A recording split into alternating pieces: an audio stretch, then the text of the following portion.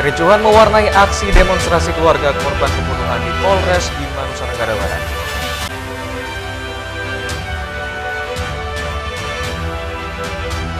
Video perundungan sejumlah pelajar terhadap pelajar lainnya di Lombok Tengah viral di media sosial.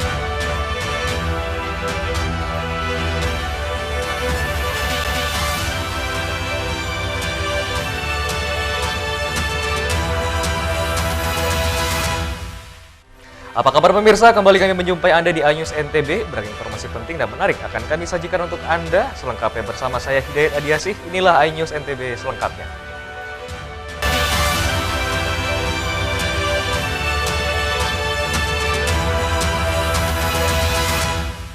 Kita awali informasi pertama pemirsa. Kericuhan mewarnai aksi demonstrasi keluarga korban pembunuhan di Polres Bima, Nusa Tenggara Barat. Pihak korban menuntut 4 terduga pelaku pembunuhan berencana diberi hukuman mati. Tiba di kantor Mapolres Bima, pendemo yang merupakan keluarga korban ini langsung teriak histeris meminta 4 pelaku pembunuhan diberi pasal hukuman mati atau minimal hukuman seumur hidup. Massa yang didominasi dari kalangan ibu-ibu ini berhasil seruduk masuk ke halaman Mapolres tempat setelah mendobrak pintu gerbang yang dijaga ketat polisi. Massa pun melampiaskan diri dengan teriak histeris hingga salah seorang di antaranya mengalami pingsan lantaran tak kuasa emosi. Ia pun digotong polisi dari kerumunan pendemo lain.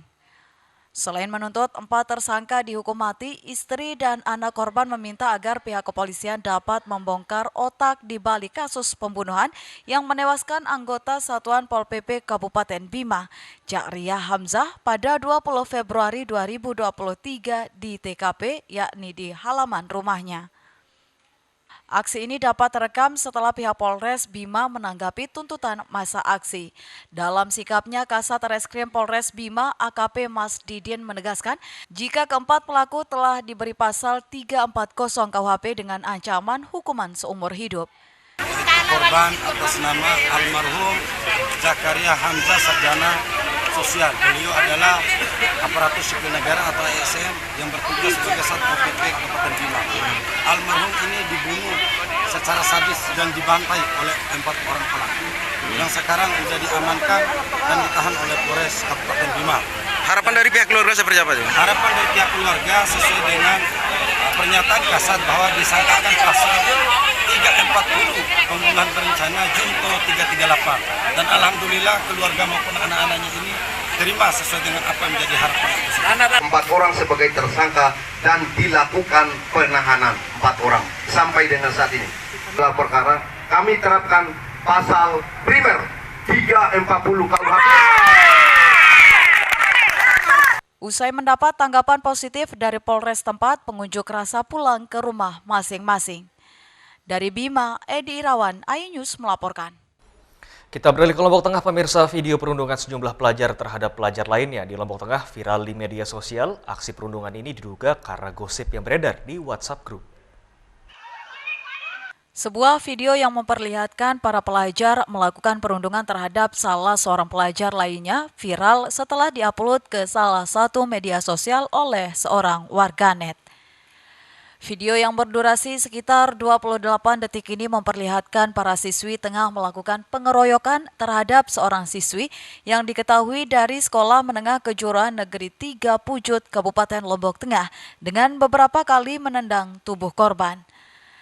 Kepala SMKN 3 Pujut menjelaskan permasalahan berawal dari korban yang diketahui berinisial M, kelas 10, menggosipkan pelaku inisial R, kelas 11 di salah satu grup WhatsApp. Saat jam istirahat sekolah, pelaku yang tidak terima bersama kawan-kawannya pun menemui korban dan melakukan perundungan. Kendati kini para pelajar yang terlibat dalam aksi perundungan telah baikan dengan korban dan mengaku menyesali perbuatan mereka. Terkait video itu sebenarnya ada kesalahpahaman.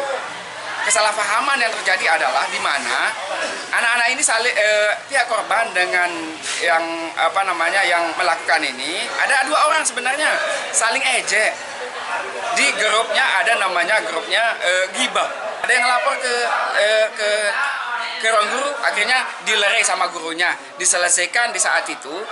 Langsung pada saat itu enggak sampai besok kejadiannya. Atas kejadian ini, SMKN 3 Pujut akan lebih intens melakukan sosialisasi terkait bullying terhadap para siswa dan menjamin tidak akan terulang lagi kasus perundungan di sekolah mereka. Dari Lombok Tengah, Emma Widiawati, iNews melaporkan. Ya, pemirsa, pelaku dugaan kasus penganiayaan terhadap pencinta hewan di sebuah kafe berinisial J mangkir dari pemeriksaan polisi dengan alasan berada di luar daerah.